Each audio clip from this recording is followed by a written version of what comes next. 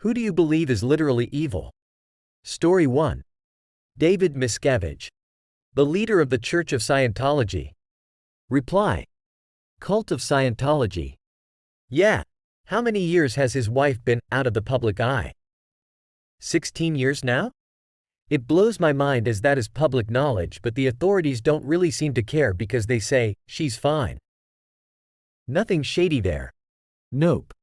Edited to convey my thoughts more clearly. Reply 2. I hope that Brooklyn 99 made a joke about this. They had an MLM that was more like a cult with expensive buy-ins, and nobody had seen the wife of the business owner in years, and at their headquarters are big banners saying something like, Debbie Stovelman. I'm happy, healthy, and alive. LOL. Debbie dead. Debbie real dead. Reply 3. Also, when you joined the MLM you had to sign a certificate saying you have seen Debbie being alive and well. Story 2. Kenneth Copeland, the mega pastor who looks like a demon wearing a person suit. Nothing about that man seems remotely good, and I have no idea how he continues to convince people to hand over millions of dollars. Reply. I've been trying to think of others, but Copeland keeps coming to mind. That interview where he's asked about his private jet is one of the creepiest recordings ever. Good on the interviewer for not running away from that psycho like I would have. Reply 2. There is something distinctly evil for a rich person to con poor people into giving them money by using religion. Reply 3. He has the creepiest eyes ever. I don't know how he has any followers when he looks like that. Reply 4.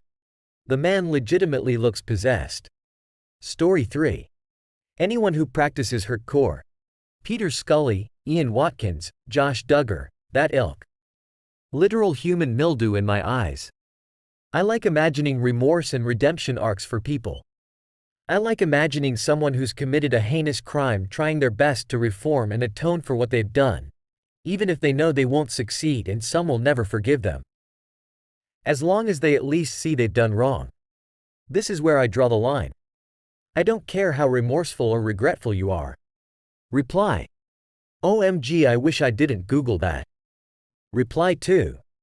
After hearing about what kind of stuff was found on Duggar's computer, I can fill in the blanks enough to know that I don't want to know. Reply 3. He is literally scum of the fucking earth. The group he was raised in is a breeding ground for men like him. Fuck Jim Bob and Michelle too. They excuse their son but flip out if IB of their daughters wears jeans. Reply 4. Michelle also made a robocall talking about how she didn't want trans women in women's bathrooms to protect the children, while her son was preying on her own daughters in her house, repeatedly. She gave zero shits about protecting her daughters. When his sass on his sisters leaked, before the CP charge, they spent their interview time arguing that 1. It wasn't that bad because he only touched them over their clothes. 2. They were too young to understand. 3. He couldn't be a pedo because everyone involved was a minor. And 4.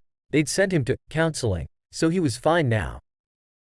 In reality, they just sent him off to a church-run rehab center where he did woodworking and received one-on-one counseling from a pastor. One of those pastors of the center is now in jail for R**ping at 12 yo girl. And then of course the monstrous CP was found. Fuck Jim Bob, fuck Michelle, fuck everybody else that protected him, and an extra special fuck you to the monster in human skin that is Josh. Story 4. He's dead now, but Saddam Hussein's eldest son Uday Hussein was one of the most sadistic, cruel, violent and predatory humans in existence. He tortured, sexually abused and murdered countless people out of pure spontaneous rage and bloodthirst. His wiki article is super dark and full of insane stories. Under the section, Partying, it describes how he'd force his friends to stand against a wall and consume drinks of 90% alcohol and drugs in 10 minutes, and punishment for not doing so involved shaving your eyebrows off, beatings and whippings. Definitely one of those kinds of people who actually deserve to be killed. Reply. He was such a crazy psycho that even Saddam wouldn't let him hold power. His second son was the expected heir, and he explicitly told Uday that his brother was off limits and one of the few people he couldn't kill. Reply 2. Aw, that's so sweet. My parents never told my siblings they couldn't kill me. Reply 3.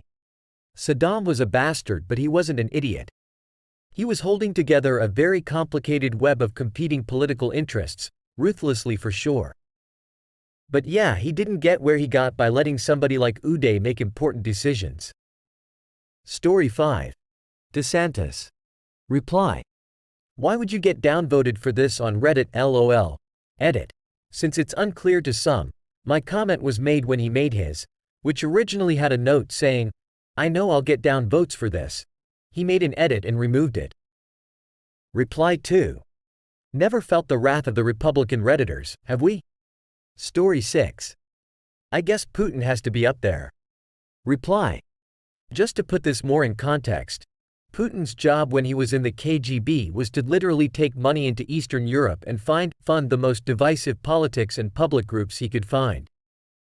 The Soviet Union did this intentionally to promote violence, lack of unity, and chaos in pro-democratic countries. Notice how, after the fall of communism, absolutely nothing has changed with the Russian approach to global interference. It is estimated Putin has over $200 billion at his disposal, in addition to, a military. He has used every connection over the last 20 years to continue inflaming political division worldwide in an effort to tarnish democracy. Le Pen, the insane racist, fascist French politician, for example. The US elections, Brexit, Italian fascists, just about any fascist movement worldwide. It isn't just Ukraine. It is about anti-democracy, pro-violence for control, pro-fascism. The Cold War never ended, the West just stopped paying attention. Putin is literal evil. Story 7. You know, with Hitler, the more I learn about that guy, the more I don't care for him. Reply. That Hitler guy was a real jerk. Story 8. The Sackler family. Reply. Richard Sackler specifically would be the more correct answer in my opinion. The rest of them are greedy and borderline sociopathic, sure, but I think few of them truly understood the ramifications of what Richard was orchestrating. Richard intentionally orchestrated the opioid epidemic, and he knew exactly what he was doing and what the outcome would be.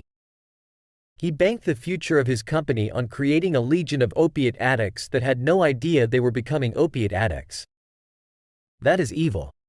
Reply 2. I am a victim of this fucker. Slipped a disc and was prescribed OxyContin 240 mgs a day. Within 6 months I was up to 80 mgs 3 times a day. That's the equivalent of 48.5 mg Percocet. I'm still struggling, and this happened in the late 90s. Hey! You're awesome, subscribe for more. Yo!